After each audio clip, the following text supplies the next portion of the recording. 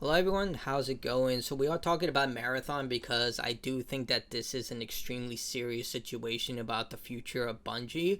So we've gotten reports about how much this game cost, around 200 to 250 million dollars according to Forbes, according to leaked reports, which seems, it makes sense. This game's been in development for multiple years. The amount of assets they have to create for this game, it does seem like that's an adequate number, especially considering how much game budgets have ballooned over the last decade. Like, since gaming has become more or less like a mainstream form of entertainment, as opposed to a more niche hobby when I was growing up. Budgets have ballooned. They have multiple studios across the world. They also have like a lot of management issues. We can see that from other games that have been developed where the prices for games have just exploded.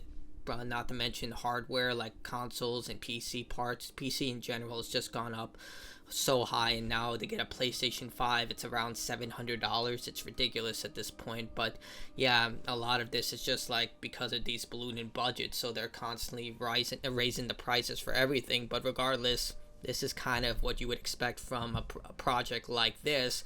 But the return on investment here is not looking good, especially when you look at how much Sony purchased this company for, around $3 billion. But yeah, this is not a good number, especially when you consider in comparison their major competition. And I know a lot of people hate when you compare these two, but this is your major competition. Arc Raiders is a brand new IP from a new studio, and this is all because of word of mouth. Look, this is not a indie title. It still had AAA investment into it, but regardless, you can see here, like, even if you're being the most generous person you can possibly imagine and say like most of your players come from PlayStation, because Bungie is owned by PlayStation and they gain 100% of the revenue if they sell it on PlayStation, this is still a really bad number. And we can see here, according to more of the leak reports from Paul Tassi, I can confirm Marathon's budget is around 200 million. About 2 weeks of analyst firm Alenia estimated that Marathon had sold around 1.2 million copies across all platforms. Again, not bad, but considering how much they put into investing into this project, that is pretty bad. With my Bungie sources, that's close to accurate. Marathon had hit a number 2 on Steam revenue chart ahead of its launch. Okay, around nearly acute.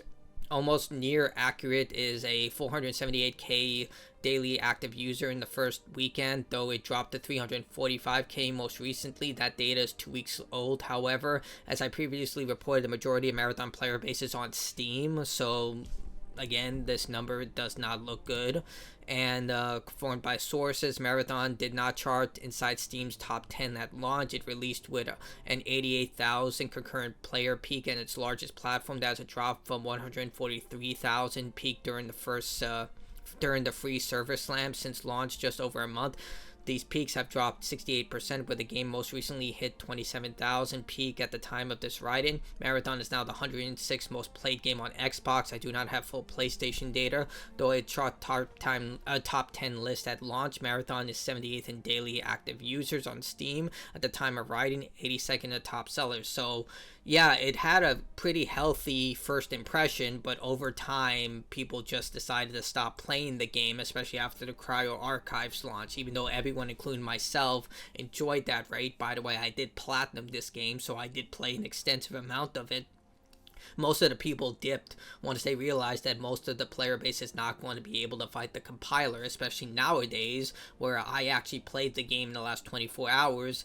It's next to impossible to get into a match where you're not going to be completely bodied by people who are just extremely good at this game. Like, it was bad 2 weeks ago when I platinumed the game. It's way worse right now. Like, everyone rushes to spawns who have like elite grade gear. We're talking about yellow shields. We're talking about the compiler elite weapon that you get for beating the boss.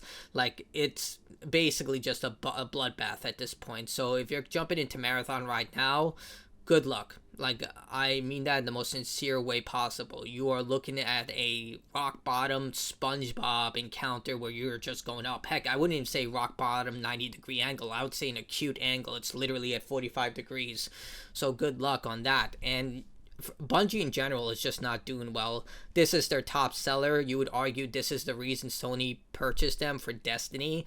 and Destiny has hit an all-time low. This game died for Marathon, and I just played the recent update for Destiny, which is called Renegade, and it's just a Star Wars parody. Like, that type of stuff works for Fortnite. It does not work for Destiny 2. In Fortnite, people expect Rick and Morty to fight Buzz Lightyear. We do expect that. Heck, they even put Hercules. They put kid content into a game where you shoot people with guns. Granted, Fortnite is a kid's game at this point. Like, most of my friends and my friends' kids, my family's kids play Fortnite. So it's a kid's game. But when it comes to Destiny, given its extensive history, the fact this game is literally based on like Star Trek, Star Wars, Mass Effect, a lot of space faring franchises, Firefly, if you remember that. Yeah. But the fact that this recent content update is just a parody, a lot of people just checked out. I think a lot of people felt like the last content update, Last Light, was a good finale, and at this point they're just trying to squeeze as much as they can from the player base that's still playing, which, judging from these numbers, I don't even think 100,000 players across all platforms are playing this game.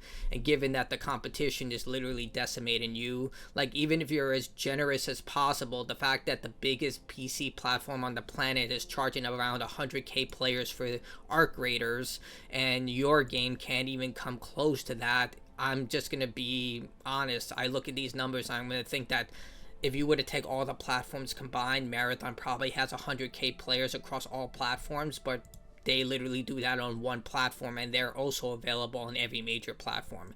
Granted, on PlayStation, Sony takes 100% of the revenue if you buy it digitally, which I think a lot of players did for this game. But yeah, it's just not looking good. And considering that the content roadmap, like, you look at this, I think the major sticking point for a lot of players is going to be the seasonal wipe. So this is what they're going to do. All players wipe to a start new season, so everyone starts fresh. This doesn't matter. It literally does not matter, because it doesn't matter if you wipe all the players down to 0. I will literally decimate a new player who comes into the game, and I guarantee you, unless they're playing on PlayStation, literally they're going to refund the game in less than 2 weeks, because those same players who know everything about the game are still going to completely roll over newcomers. Like, if you're playing on Xbox or Steam, they're going to refund the game in less than 2 hours. I think within the 2-hour mark, you'll realize, hey, there's no way I'm going to get ahead in this game unless I have a really die-hard team and players who are willing to invest time and effort into this game, because the learning curve for this game is very large. It requires a minimum of 5 hours before you get an understanding of the various mechanics in this game.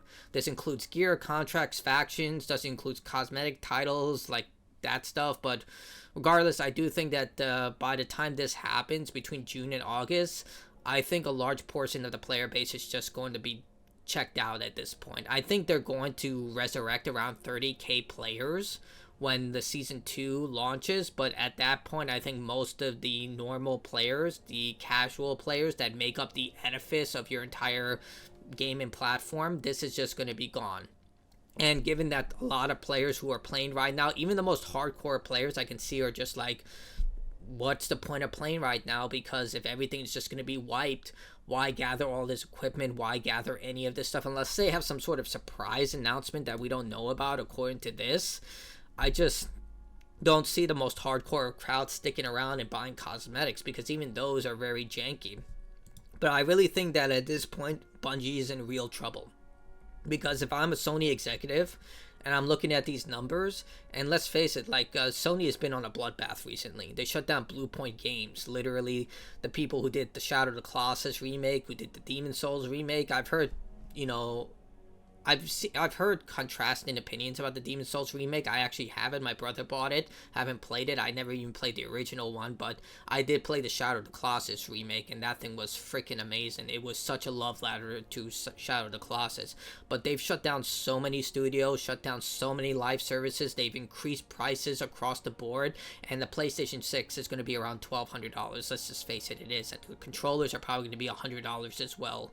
So if I'm a Sony person, I'm looking at these numbers, something's going to happen, and it's going to be devastating. Either they're going to have major layoffs, they're going to increase prices again, because let's face it, they've done it twice in the last year, or third, they're just going to absorb Bungie into whatever conglomerate they have right now. They're just going to say, we are doing a huge restructuring, laying off a bunch of people and redistributing employees in Bungie within Sony's core studios. I think that's probably the more likely situation. It's just going to be a restructuring, and by that term, it's just going to be mass layoffs disguised as them trying to fix the issue. But I just don't think that Bungie is going to survive much longer as things go on like this, because looking at this cosmetically, it's just an outsider without all the insider information.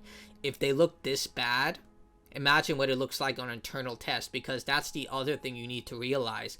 Companies love to show off. How many times have you seen companies say 10,000 players have already pre-ordered our game, 100,000 players are playing our game, 1 million sales in this amount of time, best score on Metacritic, Rotten Tomatoes, whatever. They like to show off. They love to show off because it shows to everyone, heck, maybe I should buy this game. Look how many people are enjoying it. Look how many people are talking about this movie. How many people are reading this book, or just anything. And the fact they haven't released those numbers is very concerning, and should be to you. It's like when they show an acolyte, like how many people have played the game, like we saw with Dragon Age the Veilguard. That's usually a disguised narrative to try and hide the real problem, and then we found out the game sold abysmal, it destroyed the franchise, all that stuff. Same thing with Assassin's Creed Shadows.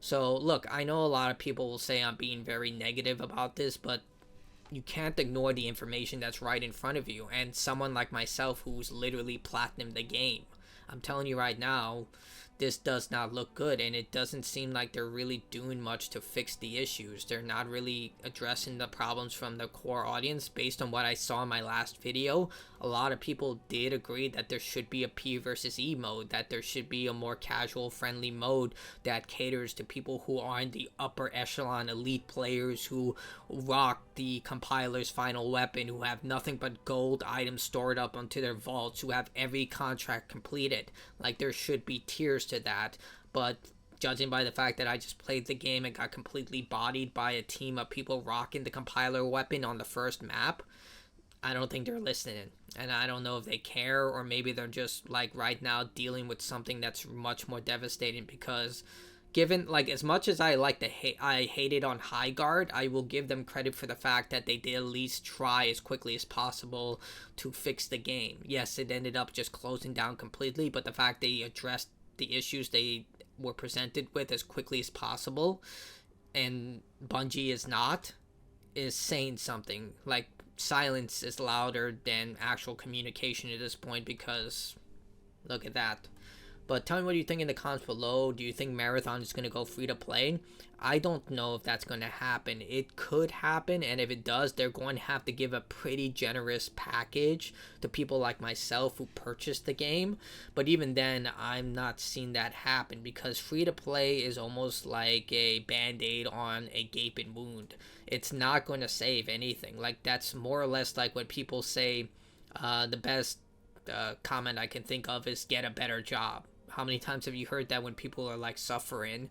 And not everyone has that opportunity. And in the same case here, going free to play is not going to solve your issue. It's just going to give people a more wider option to play the game, but to get them to download it and then even spend money on it, it's going to be even more difficult, because once you go free to play, you need to triple dip on microtransactions, because no longer do you have that initial selling point.